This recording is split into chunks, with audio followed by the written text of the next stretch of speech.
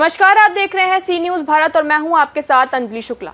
खबर पाकुड़ से है, जहां भाजपा नेता और सारठ विधानसभा के पूर्व विधायक रणधीर सिंह ने महिला आरक्षण बिल पारित न होने को दुर्भाग्यपूर्ण बताया है।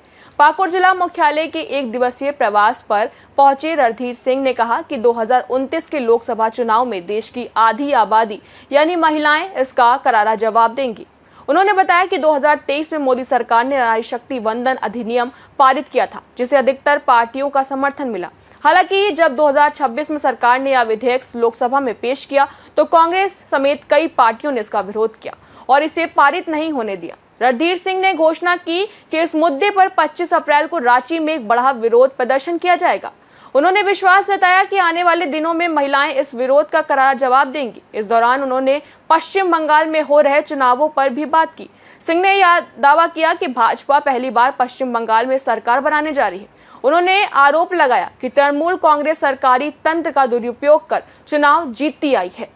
हालांकि इस बार चुनाव आयोग काफी सक्रिय होकर चुनाव करवा रहा है। इस अवसर पर भाजपा की जिला अध्यक्ष सरिता मुर्मू सहित अन्य नेता भी मौजूद थे। के अंदर मोदी सरकार ने 3 विधेयक लाने का काम किया था।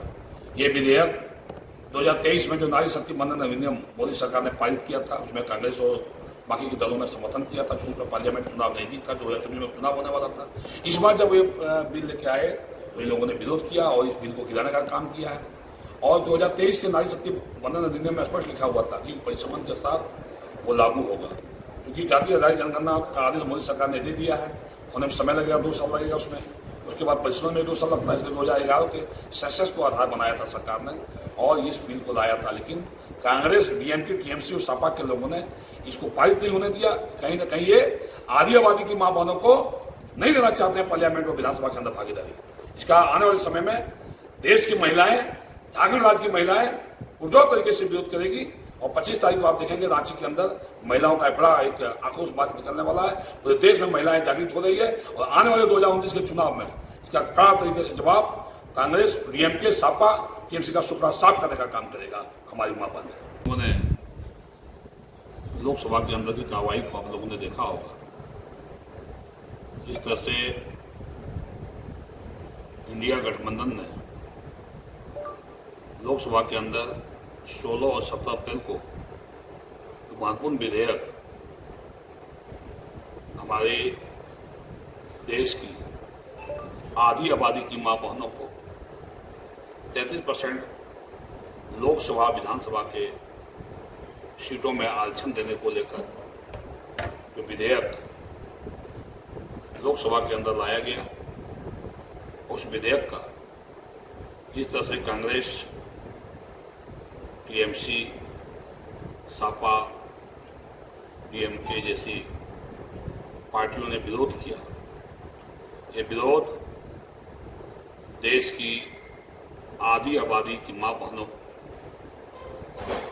के उसके हक अधिकार के विरोध में जो विरोध उन लोगों ने किया है, और इससे पूरे देश में आधी आबादी की हमारी मां बहनें आक्रोशित है और चिंतित है कि जिस तरह से उनको अधिकार देने के लिए मोदी सरकार ने 2023 में नारी शक्ति वंदन अधिनियम लोकसभा और राज्यसभा में पारित करने का काम किया था और फिर से उसको 2029 में लागू करने का जो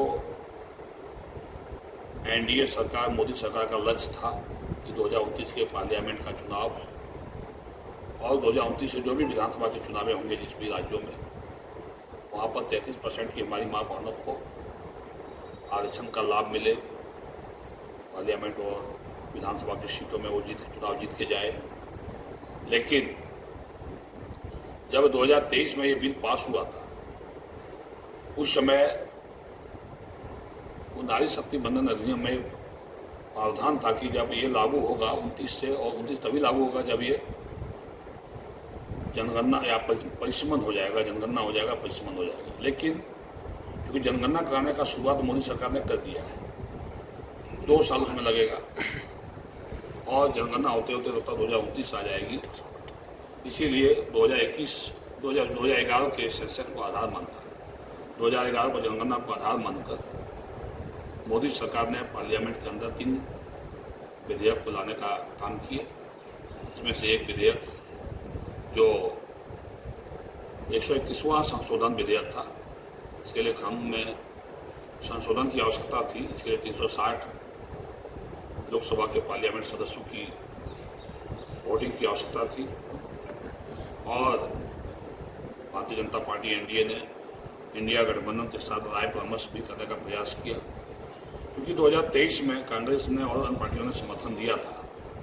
इसीलिए इस बार भी 2026 के इस विधेयक में 29 में लागू करने के लिए भारत सरकार, एनडीए सरकार, मोदी सरकार को पूरी आशा थी कि इस विधेयक को पारित करा लिया जाएगा। लेकिन जिस तरह से विरोध हुआ और 2011 की जनगणना के आधार को मानते हुए भारत सरकार ने इस विधेयक को लाया था और ये विधेयक पारित हो जाता 2029 में, जो है, क्योंकि 3 विधेयक में था, इसमें जो है 850 भी लोकसभा की सीटें करनी थी, क्योंकि ये लोकसभा की सीटें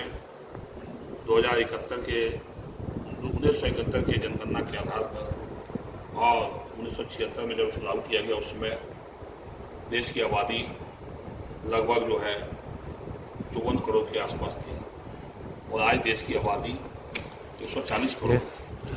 उस सरकार ने स्पष्ट कर दिया था कि हर राज्यों में 50% सीटें बढ़ेगी। उस आधार पर देश के विधानसभा के अंदर और लोकसभा के अंदर जितने भी सीटें हैं वहाँ पे 50% बढ़ोतरी होना था। इसलिए समान भाव से मोदी सरकार ने पूरी कानून में इसको प्रावधान किया था, जो कानून आया था पार्लियामेंट के अंदर। लेकिन जिस तरह से कांग्रेस और के टीएमसी, सपा और डीएमके ने इसका विरोध किया और इस विधेयक को गिराने का काम किया, तीनों विधेयक को जो है पार्लियामेंट में इसको पारित नहीं होने दिया और ये आने वाले समय में ये इंडिया गठबंधन, राहुल गांधी और टीम चाहती है कि ये कानून नहीं बने और महिलाओं को इसका लाभ नहीं मिले और इसका असर आगामी आने वाले समय में आने वाले लोकसभा विधानसभा चुनाव में आपको दिखेगा।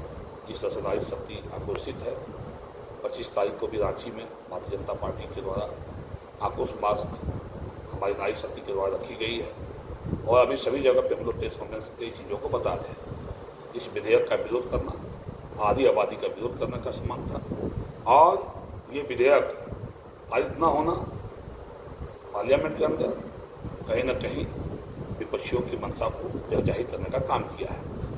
और अगर विपक्षियों को विरोध था तो 2023 में वो सपोर्ट नहीं करते। 2023 में आपने सपोर्ट किया और जब 29 में लागू करने का समय आ रहा है तो उसका आपको विरोध कर रहे हैं।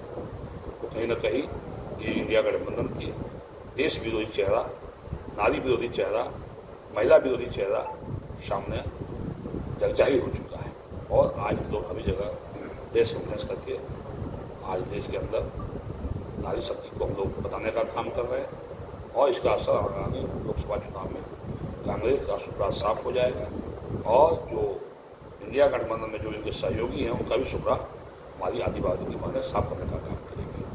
सर, विपक्ष आपके भारतीय जनता पार्टी पाकुड़ जिला की ओर से आयोजित आज के प्रेस कॉन्फ्रेंस में यहाँ उपस्थित हमारे सम्मानित जिलाध्यक्ष, पार्टी के महामंत्री और सभी पार्टी के वरिष्ठ नेतृत्व और उपस्थित सभी हमारे प्रिंट मीडिया, इलेक्ट्रॉनिक मीडिया के साथियों। पाकुड़ से सी न्यूज संवाददाता पंकज भगत की रिपोर्ट। फिलहाल इस रिपोर्ट में इतना ही। देश और दुनिया की तमाम बड़ी खबरों के लिए देखते रहें सी न्यूज भारत।